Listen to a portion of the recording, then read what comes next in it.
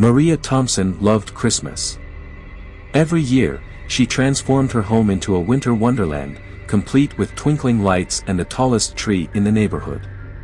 Her collection of ornaments was her pride, a mix of family heirlooms, handmade trinkets, and rare finds from antique shops. One frosty December afternoon, Maria stumbled upon a small, dimly lit antique store she'd never noticed before.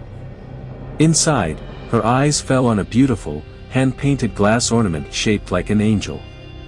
Its shimmering gold wings and delicate, sorrowful face captured her heart instantly. "Ah, you found something special," the old shopkeeper said, his voice heavy with warning. "That ornament has a history. Many owners have returned it, unhappy." Maria laughed nervously.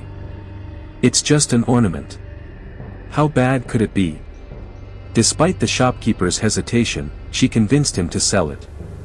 That evening, she hung the angel ornament at the top of her Christmas tree, admiring its beauty as it sparkled under the lights. But as night fell, strange things began to happen.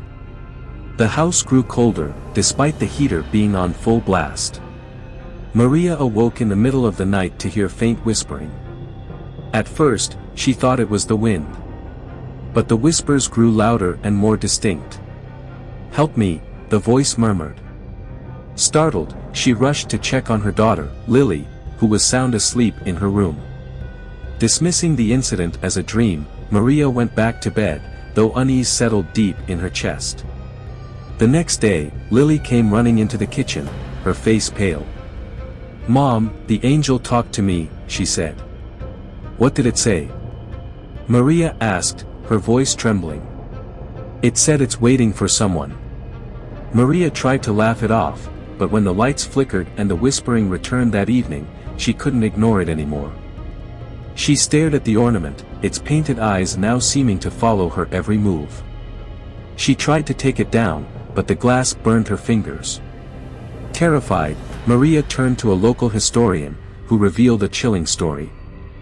The ornament once belonged to a woman accused of witchcraft in the 18th century. She was said to have cursed the angel as a vessel for her vengeance before being executed. On Christmas Eve, the activity escalated. The whispering became screams, echoing through the house. Maria found herself drawn to the tree, unable to look away from the glowing ornament. In a desperate attempt to end the nightmare, Maria buried the ornament in the woods at midnight. But when she returned home, it was back on the tree. Realizing she couldn't escape its grip, Maria sought the help of a priest. The priest performed an intense cleansing ritual, during which the ornament shattered, releasing a gust of icy wind that extinguished all the candles in the room. The house fell silent, and the family was finally free. But Maria never celebrated Christmas with a tree again. Moral: some artifacts carry the weight of their dark pasts, and their beauty can blind us to the dangers they hold.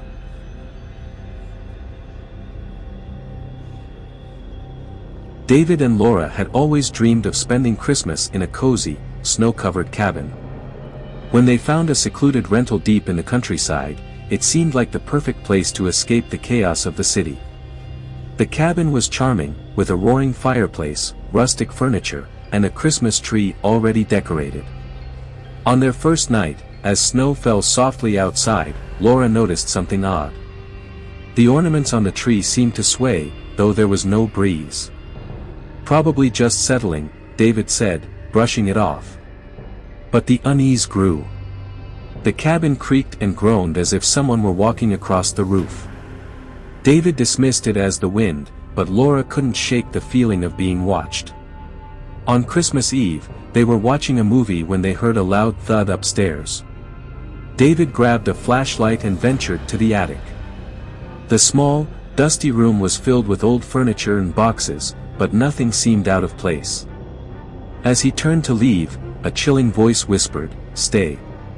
David froze, his heart pounding. He swung the flashlight around, but no one was there. When he returned downstairs, Laura was staring at the fireplace, pale and trembling. "I saw him," she whispered. "Who?" David asked, his voice shaking. "A man, standing by the fire." He smiled at me. David searched the cabin's history and discovered it once belonged to a recluse who had died on Christmas Eve decades ago. That night, as they prepared for bed, a loud knock echoed through the cabin. When David opened the door, no one was there, but a single wrapped gift sat on the porch. Inside was an old photograph of the cabin's previous owner, with a note that read, "Thanks for letting me stay. Merry Christmas." Asterisk. The couple fled the next morning, leaving their dream getaway behind. They later learned the cabin had a history of strange occurrences, all centered around Christmas. Moral: some places are best left in the past, their memories too dark to revisit.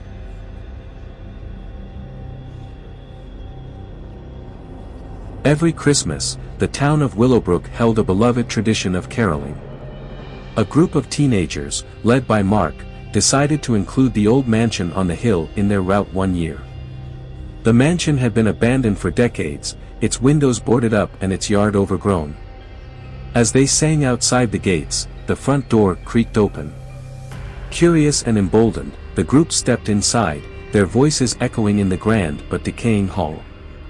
A faint piano melody joined their carol, though no one was playing. At the top of the staircase, a shadowy figure appeared, a man in a tattered suit holding a candle.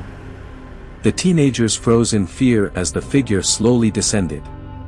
When Mark called out, the figure vanished. The group fled, but Mark couldn't shake the feeling of being watched. That night, he awoke to the sound of caroling outside his window. Looking out, he saw the shadowy figure, humming softly and pointing at him.